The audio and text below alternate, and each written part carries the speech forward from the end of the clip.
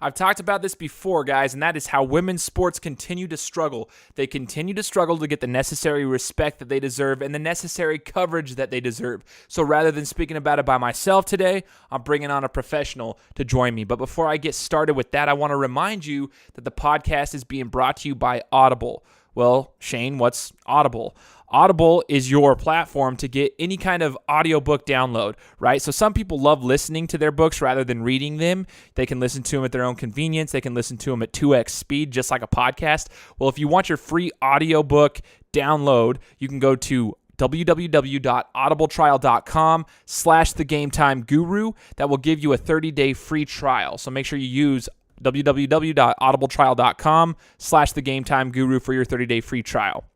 Now, the guest that I'm bringing on today holds records. She's in the top 10 in scoring at the University of Indiana. She was drafted in the third round of the WNBA Draft in 2011 by the Indiana Fever, and she continued her professional career overseas, where she now plays in Italy. You're going to get to know her journey, and get to know her opinions on the things that I just spoke about. This is the Game Time Guru. So, what time is it? Game time! Woo!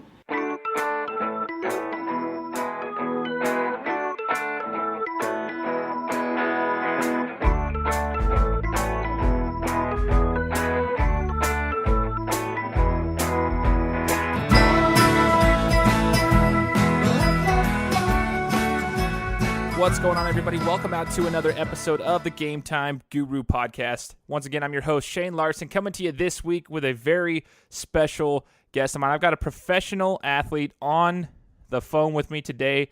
She played basketball in the Big Ten at the University of Indiana, playing professionally overseas now. This is Miss Jori Davis. Jori, thanks so much for joining me today. Oh, no problem. Before we get into your professional life, I've been dying to get into women's sports and kind of talk about the struggles that we see, especially here in the States, with women's sports and getting the coverage that they're supposed to get. But I want to start from the collegiate career, because as I was looking up some of the statistics from your career, we're looking at, like, you were always a scorer. It looks like you were born to be a scorer all through your high school days and then up to your college days. Like, a couple of the things that I saw, Jori, were, you know, in 2010, you had the single-season total points record for Indiana, which was 501 points. 2011, you surpassed that with 565. And then you averaged 19.5 points per game. Free throws made, 179 in 2011. Like, you kept breaking your own records. It's just throughout your entire collegiate career. What was your career like in Indiana? What was it like playing ball there when the team may not have been, like, you know, I guess superb, but you were? What was it like then? I say my time at Indiana was, you know, it was a great one, despite the team not reaching the goals we wanted to reach together. But, you know, I've always been one of those people that I want to always be getting better, always evolving, and that's kind of like my motto now, willingly evolve. And so I think I was always, you know, wanting to set the bar higher and higher every year for myself, and also wanting my teammates to do the same. And so I knew as I got older and, you know, moved into my junior, senior years, I needed to be better for my team to be better.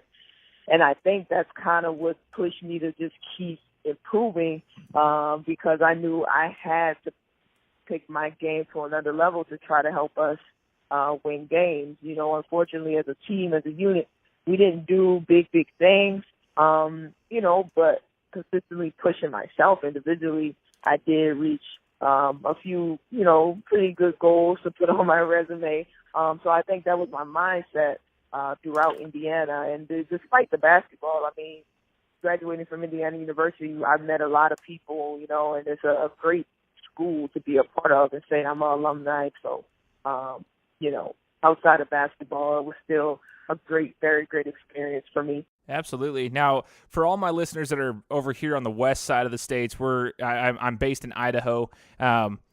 We look at Indiana as like a very prestigious school. Like, that's a very big name. So sometimes, like, when you're there, it's the same concept when people hear about Boise State University. They're like, oh, cool, the blue turf, blah, blah, blah. And I'm like, yeah, I graduated from Boise State, the blue turf, da-da-da. We kind of take it for granted. That's the same way I feel about Indiana. The whole program, like the school as a whole, the basketball programs, both male and female, it's just it's really cool to us over here. It's almost like surreal almost. So it's kind of cool to hear that you went to school there. I don't know how to explain it. It's just kind of cool for me talking to somebody that actually went to school there. It's a pretty big deal. It's a good school. Did you have any players that you looked up to, whether it be from the women's side or the men's side? Because you were a born scorer. I'm just wondering who your favorite athlete was growing up. For sure, growing up, the first athlete I really looked up to, I would say, was like Simone Augustus, because I'm born and raised in New Orleans. And one of my AAU coach, his wife was Pokey Chapman's sister. And so when Pokey was at LSU, we would go to the camps and stuff, in Baton Rouge. So really, Simone Augustus was really, truthfully, someone I looked up to. I've never really been the kind of person that was like, looked up to someone. I always looked for, as they say, success leaves clues. And so I've always wanted to look at those that were successful and see how can I, implement what they're doing and then use it to, help me be successful. But Simone was definitely someone I looked up to. And then, as I moved forward, Kobe Bryant, has always been someone I admired on and off the court. I mean, the way he carried himself, also his game, how he continued to improve. Even though he was at the top, he still improved. He still had the best footwork. He still had the best shot. He still knew how to play with his teammates, when he needed to. And so I would say those two people, one female, one male, are, some, people that I've looked up to. And I guess maybe that did help me to be a good scorer. Yeah. There are some great, awesome scorers. For sure. Now, did you ever get to meet any of them by chance? Yeah, I met Simone when I was at going to the LSU, tournaments and stuff like that. And then I've never met Kobe, and I've never gotten to see him play in person. But life is still going on, so maybe I'll meet him, in Silicon Valley or something like that. Yeah, there you go. I like that. Let's talk about this. So you dominated essentially from the scoring standpoint. You had a pretty good career over at Indiana. Next comes the professional level. You decided to take it to the professional level, which a lot of student athletes don't actually get the opportunity to do. You had that opportunity. Now, you were drafted in the WNBA. Can you explain that experience for us as far as like the draft is concerned? Because some people may not be fully educated on how the WNBA draft works compared to like the NBA, since it's covered a little bit more and it's a little bit more popular. What was that all like for you? Well, actually, the WNBA, truthfully, I didn't really have much information because, it's different for women. You finish season and the WNBA is right around the corner. And so it's kind of like you finish your college season and then it's like, okay, now there's a WNBA draft and you go straight to training camp. And so when you're finishing your university, you really kind of almost need to be prepared with your agent and have a plan in place, before that draft. And so, I think there's some rules that maybe need to change so, a senior can have more time to start talking to those agents and get a plan. But, I was drafted. I'm not sure who put, how that works, to tell you the truth, because my name was on the list. I was drafted to the Indiana Fever. And, they did everything, through the email. They contacted me. So, gave me, everything I needed for as, needing to know my size, blah, blah, blah, rental car and things like that, and what the contract would be. And then from there, just went through the normal process. And that's how it was. I was actually in class, and a couple students were like, "Congratulations, Jori," and I'm like, "What are you talking about?" And they're like, "You're drafted." And I'm like, "What?" Oh man, okay.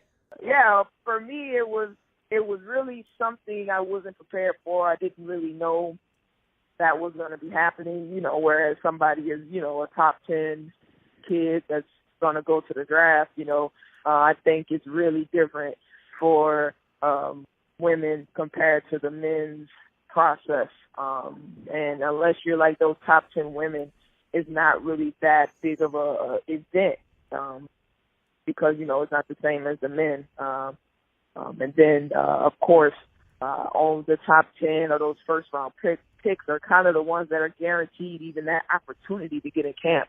When you're second or third round, you're still not even guaranteed you're going to get that camp opportunity.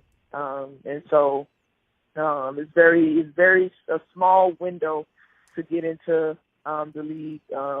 But if you do get into it, or even being drafted, it's still a blessing, and it still can set you up nicely for your career when you go abroad. And that's kind of what I want to talk about. So while your WNBA career may have been, I guess in a lack of a better term, short-lived, you still have made a very successful career out of the sport of basketball, which is really cool because so often, this is the point of my show, is to show people that like sports have so much power.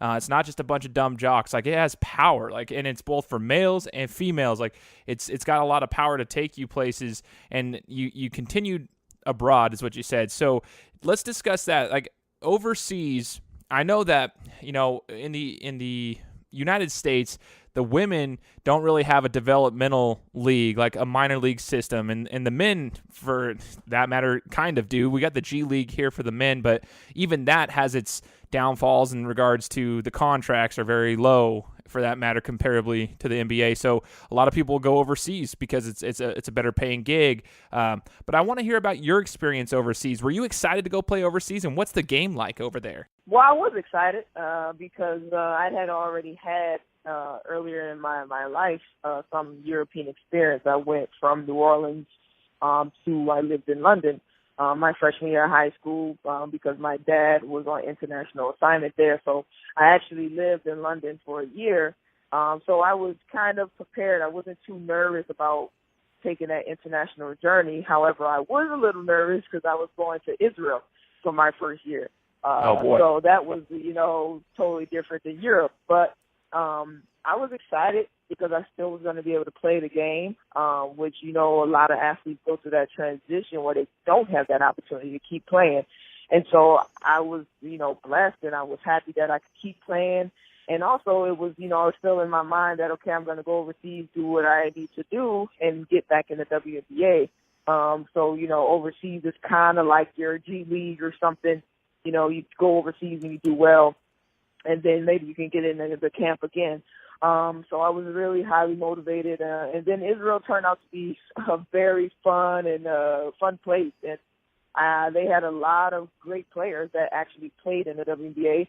Some vets like Lynette Pearson, who I think now she's retired, but, she was a long time great in the WNBA. Gia Perkins was a good guard who I think she just maybe stopped playing. I'm not sure if she's still on the team, but she was there amongst a lot of Elena Larkins, who went to North Carolina, is a big name. I mean, a lot of big-time WNBA players were there that year, and I actually finished number 10 in scoring. So it was a good year for me, a lot of learning, and I enjoyed it. I mean, Israel was beautiful. It wasn't, like the media portrayed it to be. Right. For me and my family, it was actually a very beautiful place. The people, still spoke English and really welcomed me. So I was really, motivated to continue that type of lifestyle from that first year. Nice. Okay, and going overseas, typically what we see, for those who don't pay full attention to contracts, we'll see the big names. For the men, you got Jimmer Fredette, Stephon Marbury, the bigger names, I should say, with quotes around it, that kind of they make their mark in one place, and then for them it was China, and so they kind of stay there. But there's stories of a lot of people like yourself that go overseas, and the you play one season here or 2 seasons here, and then you go to another one and go to different country. So can you explain to us how that works? Why didn't we continue in Israel? Was it a contract situation, or did you just have better opportunities in different countries? Yeah, so, the men, like all things like NBA, it's totally different than what the women have to go through and what the women are exposed to when it comes to the industry. But, the level of coaches, the level of professionalism within the management, I think causes, kind of that, year-by-year contract type model, because I really don't think they understand the importance or the how much it will better their team long-term to keep a core of people at one time, to keep them 1 or 2 years and let them grow together. So that's one thing. The second thing is, like you said, like sometimes the contract is better. When you go to one team, they have that same budget forever. So now if you go and you're in the top 10, now that player is now worth more. Now, you know, they're no longer a rookie and they want, you know, more money. Whereas, you know, you look at the NBA, okay, they have that, you know, as you can go up rookies next year, they have those, you know, payments where you'll increase in pay. In Europe, that's not the case. Sometimes the team has the same money and they maybe can only pay you that same salary. So, of course, now a player wants more money and they want a better opportunity. So that's where you kind of get that turnover where players go 1 year.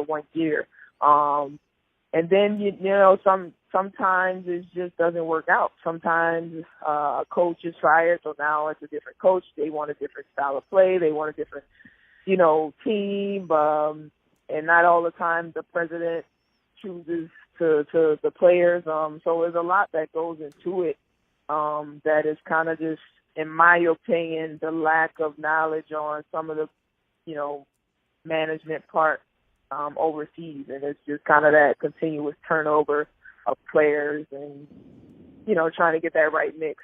It's rare to see a team that has the same players for a long time. You know, it's really rare. Man, see, to me, it seems like it would be difficult for living situations. You get so used to the people, you get so used to the teammates, for that matter, just to the spot in general. I mean, it's hard enough for me moving. If I had to move from a city to city here within my own state, you're talking about country, oftentimes countries to countries, whatever it may be. Man, that's tough. But I'm sure it teaches you a lot in life, for that matter. What's your favorite place that you've played at in your career? And can you list off the places where you have played since Israel? Well, okay, the places I have played are Israel. I played in Romania, near Bucharest. I played in Switzerland, near Lugano, for 2 years. And then the past 3 years, I've been in Italy. I've played near Venice in Italy. I've played in Torino. And then this past season, I was near Naples, more south of Italy. I will say it's really hard. I'll just list off my top 3. Okay, Israel. I love Israel because it was very Americanized from my first year. There were nice beaches. The Americans were all close when it comes to, you know, team-wise. We could all hang out and things like that. Switzerland, I love the people. It wasn't, you know, very party. You know, the people went to sleep at 8 o'clock, you know, but it was a very beautiful country. Great people again. My president and management were awesome. I really enjoyed them. And then Italy, of course, is just a wonderful country. I mean, you know, I'm a foodie person, so I love the food. You know, again, the Italian people are amazing, you know, and then also just a beautiful country to travel around. So it's hard for me to pick between those 3. But I will say I've really enjoyed every place I've been. Romania was a tough one. That's one I can't say I liked a lot, but I've been blessed to be around some great people and beautiful countries. Man, see, basketball has taken you literally like all over the world, and that's really cool to hear because not everybody gets that opportunity. And quite honestly, even in the WNBA, you don't get that opportunity. You get an opportunity to play in the WNBA, but that's you don't get to go all over the world all the time. So there's blessings in everything that you do, and so it's cool to hear your story in regards to where you've been. Now, in regards to salaries, without giving your exact numbers, how are the salaries overseas or abroad compared to the WNBA? Because a lot of people will, hark on the NBA or the WNBA, and they say, well, the women, a lot of women have to go play overseas anyways. There's a lot of people that were known for playing the WNBA one season and then going overseas to make a little bit extra cash. Is it comparable in that sense? I would say so. When you look at the WNBA, and I'm not sure, don't quote me on it if it's changed, but I know the cap was $100,000. So, and that's only veterans, and that's only, I don't know if that's maybe more than maybe 3 or probably less that can make that. The rookie contract when I was coming out, I recall, was like maybe $36,000. And that, again, you're in America, so that's not tax-free like it would be in Europe. So you would have to pay taxes on that money, for sure. And so that was my rookie contract. And then, okay, you can kind of assume how much it would go up per year. You're in the league. And then obviously the max is $100,000. When you go overseas, I would say for a guard, normal guards at this time with the economy, I mean, you have very, very, very few guards making the $100K. Very few. And then you have another bundle that can make about $50K. And then, everyone else is underneath that when we're talking about guards. Again, people hear about Diana signing $1 million. That's Diana. That's the 1%, and then you have Maya Moore and, went to China, I think, and Brittany Griner went to China. So, yeah, you have Brittany Griner, a couple other top players that are in that $500,000, $1 million range. But that's very few people. And then you have, kind of the stories that then you don't hear about where people take contracts for like $500 a month to try and go overseas and get that experience to try and, move up in their career. And this is like, a good group of people in different countries, and then, then you have, your $2,000 a month and then, $3 or $5K a month. But there's nothing where people are making money to retire, Right. So it's definitely, you do still get that experience, of course. It's tax-free money. They give you a place to stay. You have your car. You have insurance. You have all these things that are paid for you. So, again, if you've taken $40K from that team, you're taking $40K. No taxes coming out. You're not really paying bills besides maybe if you have a phone, international phone, or whatever that may be, or if you have your own car or something back in the States that you have to pay.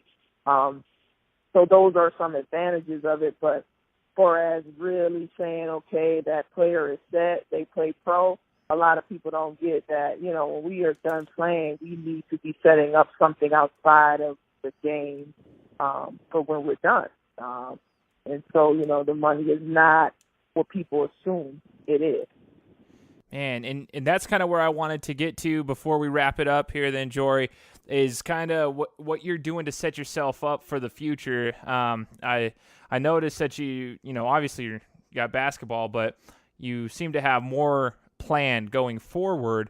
What exactly do you have in the future after basketball, or how long do you see yourself playing, and what do you want to do with yourself after basketball's over? For sure, I've kind of given myself maybe 5 years. I'm healthy. I'm really healthy right now, and I'm actually feeling like, I've gotten a second wind within my game. But I'm also really focused on, I really want to give back. I want to be that advocate for elite athletes, because there are a few things I've been through in this industry, a few things that I see, players fall victim to, and this sports industry is growing, and it's growing fast, and with technology, things are changing. So I've started my company, We Evolve. It stands for We Evolve, as in the athletes, and I'm really building that out to really be the official society for elite athletes, and I wanted to really be a trusted place for athletes to go and get everything they need regarding going through the process and leaving their legacy on and off the court. And so I have that. I've really been a big advocate for mental health and mental training as a player.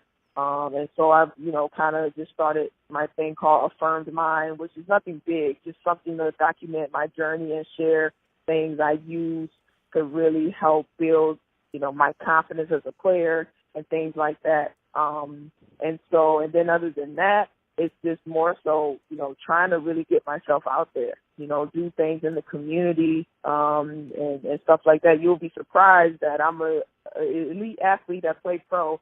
And it's like, you would think somebody would reach out and say, hey, come speak to these group of kids or this and that, because I'm more than willing. It's not even that, give me a check. It's like I want to get back. I want to go and tell players, like, look, this is what you need to watch out for. But unfortunately, no one's out there saying, look, come be this mentor. And so I want to create that. I want to create a place where we are pushing people to say, hey, you're a pro athlete. I know you're overseas. You have for sure 5 hours that you don't do anything. Go digital and pour into this young kid. Be like a big brother, big sister system. Just a few minutes can change their lives of knowledge, that tangible knowledge that they can't get from a website of NCAA. They're not getting that real raw knowledge. They're not understanding that there are agents or AAU coaches that don't have their best interests in mind, that they're kind of, playing that role, but they just want to try and get something from it. And so really, getting athletes together and we looking out for ourselves, I'm really passionate about that, and also mental training and how, we can unlock who we are outside of the game, because we have to. There's so many opportunities for us as athletes to use our likeness for us instead of someone else using it. Yeah. Let us use our likeness to create wealth for ourselves, to create residual income for us instead of someone else getting residual income off of us.